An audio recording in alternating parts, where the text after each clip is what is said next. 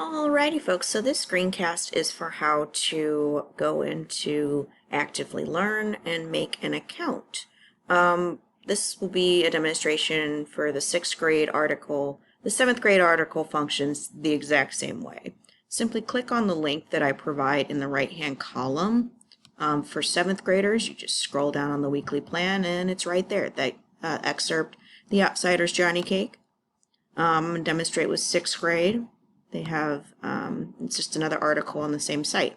So just click on the article link here. It's going to pop up like this. It says actively loading.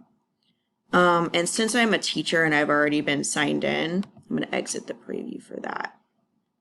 Just click login. And it's going to say login with Google. Click your Google.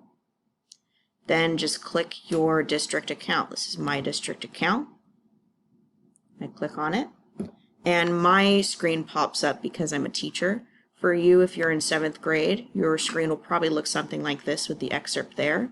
For periods 3 and periods 4, it's going to look something like this.